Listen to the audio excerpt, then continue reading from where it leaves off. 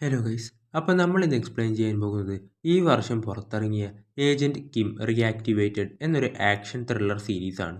മൊത്തം 10 എപ്പിസോഡുകളാണ് ഈ സീരീസിൽ വരുന്നത്. അപ്പോൾ നമുക്ക് നേരെ എക്സ്പ്ലനേഷനോട്ട് കടക്കാം.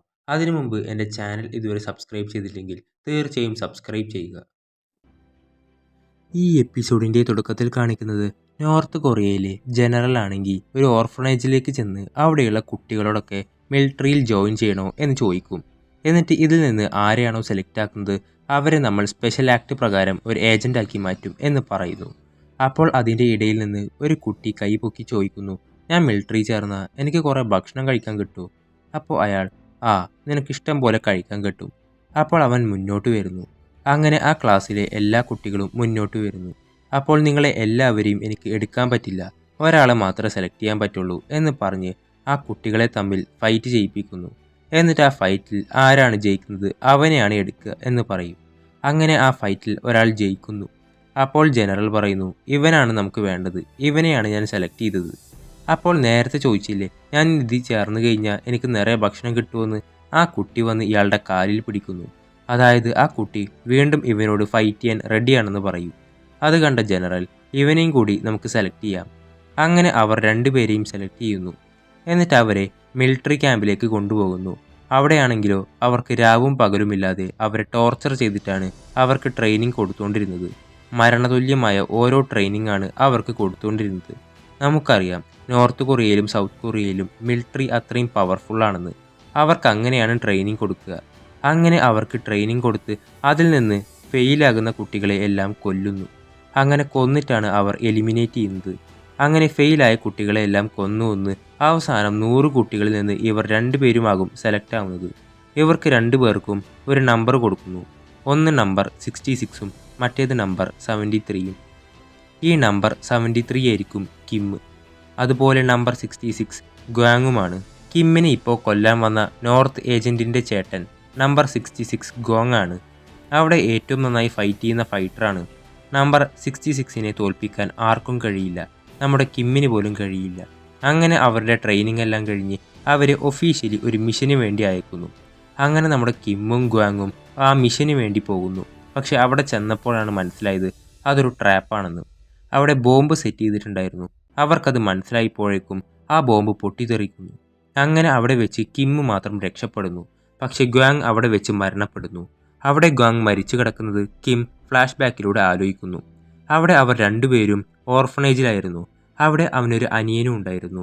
ഗ്വാങ് പോകുന്നത് കണ്ട് അനിയൻ കുറെ കരഞ്ഞു പറയും, ചേട്ടാ പോകല്ലേന്ന്, എന്നെ ഒറ്റക്കാക്കല്ലേ എന്നൊക്കെ. പക്ഷെ ഗ്വാങ് അനിയനോട് പറഞ്ഞിരുന്നു, ഞാൻ എന്തായാലും തിരിച്ചു വരും, നീ എന്നെ കാത്ത് ഇവിടെ നിൽക്ക്, നീ എന്തായാലും ഇവിടുന്ന് സർവൈവ് ചെയ്യണം, ഞാൻ നിന്നെ കൊണ്ടുപോകാൻ വരുമെന്ന് പറഞ്ഞിരുന്നു. ആ ഗ്വാങ്ങിൻ്റെ അനിയനാണ് ഇപ്പോൾ നോർത്ത് കൊറിയയിൽ നിന്ന് വന്ന ആ ഏജൻറ്റ്. അവൻ്റെ വിചാരം അവനോട് എല്ലാവരും പറഞ്ഞിരിക്കുന്നതും അവൻ്റെ ഏട്ടനെ കൊന്നത് കിമ്മാണെന്നാണ്. ആ ദേഷ്യത്തിലാണ് ഈ നോർത്ത് ഏജൻറ്റ് നമ്മുടെ കിമ്മിനെ കൊല്ലാൻ നടക്കുന്നത്. ശേഷം നോർത്ത് ഏജൻറ്റ് കിമ്മിൻ്റെ മേലേക്ക് തോക്ക് ചൂണ്ടിക്കൊണ്ട് പറയുന്നു, നിന്നെ എനിക്ക് കിട്ടി, ഫേക്ക് 66 എന്ന്. അപ്പോഴേക്കും കിമ്മാണെങ്കിൽ അവനുമായി ഫൈറ്റ് ചെയ്യുന്നു. അങ്ങനെ അവിടെ ഒരു ഫൈറ്റ് നടക്കുന്നു.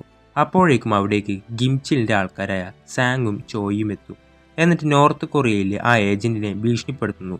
നോർത്ത് കൊറിയയിലെ ആ ഏജൻറ്റിൻ്റെ മേൽ തോക്ക് ചൂണ്ടി അവൾ, എനിക്കിവനെ വേണമെന്ന് പറഞ്ഞ് നമ്മുടെ കിമ്മിനെ ചൂണ്ടിയിട്ട് അവനോട് ചോദിക്കുന്നു, നിനക്കെന്നെ കണ്ടിട്ട് ഒരു സർപ്രൈസും ആയില്ലല്ലോ, നിനക്ക് ആദ്യം തന്നെ അറിയായിരുന്നല്ലേ ഞാനൊരു ഏജൻ്റാണെന്ന്. അപ്പോൾ കിം, ആ എനിക്കറിയാമായിരുന്നു, ഇവൻ്റെ ഓഫീസിലെ കൊളീഗ് കൂടെ ആയിരുന്നല്ലോ. സാങ്, നീ ഇപ്പോൾ തന്നെ സറണ്ടർ ആവണമെന്ന് കിമ്മിനോട് പറയുന്നു, ഞങ്ങൾക്ക് നിന്നെ വേണം. കിമ്മ് പറയുന്നു, അത് പറ്റില്ല, എൻ്റെ മകളെ കാണാനില്ല, അവളെ ആരോ കിഡ്നാപ്പ് ചെയ്തിട്ടുണ്ട്, അവളെ തിരിച്ചു കിട്ടിയ ഉടനെ തന്നെ ഞാൻ നിങ്ങൾക്ക് വേണ്ടി സറണ്ടർ ചെയ്തോളാം. പക്ഷേ എൻ്റെ മോൾക്ക് ഇപ്പോൾ എന്നെ ആവശ്യമാണെന്ന് പറഞ്ഞ് അവൻ അവിടെ നിന്ന് രക്ഷപ്പെടുന്നു. അപ്പോൾ സാങ്ങിന് ഒന്നും ചെയ്യാൻ കഴിഞ്ഞില്ല. കാരണം അവൾ നോർത്ത് കൊറിയയിലെ ആ ഏജൻറ്റിനെ ഗൺ പോയിന്റിൽ നിർത്തിയേക്കാണ്.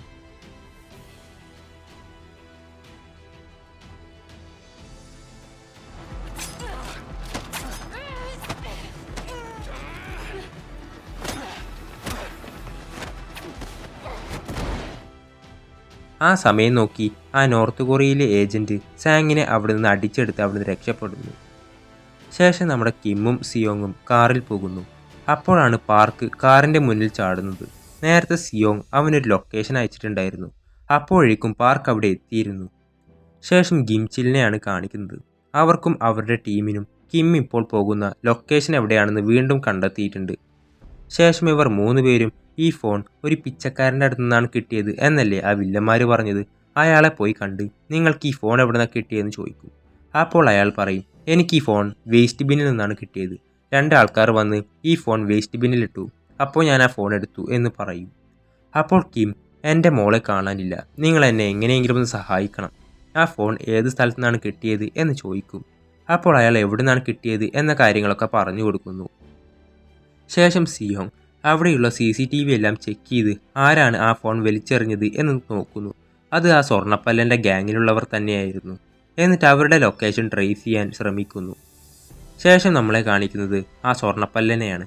അയാളാണെങ്കിൽ ഈ പെൺകുട്ടി അവൾ മരിച്ചു എന്ന് കരുതി ബോഡി ഡിസ്പോസ് ചെയ്യാൻ കൊണ്ടുപോവുകയാണ്. എന്നിട്ട് ഒരു ഫ്രീസറിൻ്റെ ഉള്ളിൽ വെക്കുന്നു. ശേഷം അവർ കാറിൽ വന്നുകൊണ്ടിരിക്കുമ്പോൾ ഗിംചിൽ റോഡിൻ്റെ അരികിൽ നിൽക്കുന്നതായി കാണുന്നു. അപ്പോഴേക്കും ഗിംചിൽ ഓൾറെഡി അവരുടെ ലൊക്കേഷൻ ട്രേസ് ചെയ്ത് അവിടെ ഒരു ബോംബ് സെറ്റ് ചെയ്ത് വെച്ചിട്ടുണ്ടായിരുന്നു.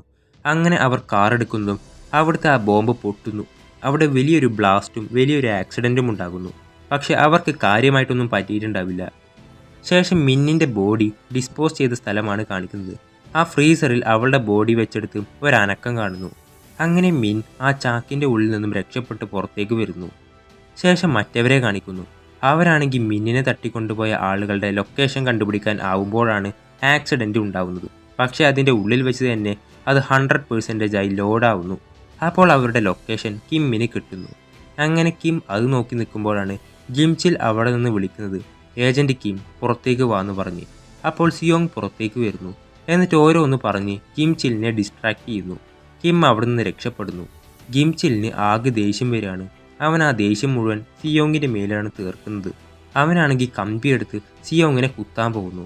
പക്ഷെ അവനും കുറേ പിടിച്ചു നിൽക്കുന്നുണ്ട്. ഈ ഫൈറ്റ് നടന്നുകൊണ്ടിരിക്കുമ്പോഴാണ് സാങ് അവിടേക്ക് വരുന്നത്. അവൾ ആ ഫൈറ്റ് കണ്ടപ്പോഴേക്കും അവരുടെ ബാക്കിയുള്ള ടീംമേറ്റ്സിനെ എല്ലാം വിളിക്കുന്നു. എന്നിട്ട് എല്ലാവരും അവിടേക്ക് വരികയാണ്. അപ്പോഴേക്കും സിയോങ് അവിടെയുള്ള ഒരു പുഴയിലേക്ക് ചാടി രക്ഷപ്പെടുന്നു. പോകുന്ന വഴി ഗിംചിലിനെയും കൊണ്ടാണ് പോകുന്നത്. ശേഷം മിന്നിനെയാണ് കാണിക്കുന്നത്. അവളാണെങ്കിൽ അവൾക്കിപ്പോൾ എവിടെയാണെന്നോ ഒന്നും അറിയില്ല.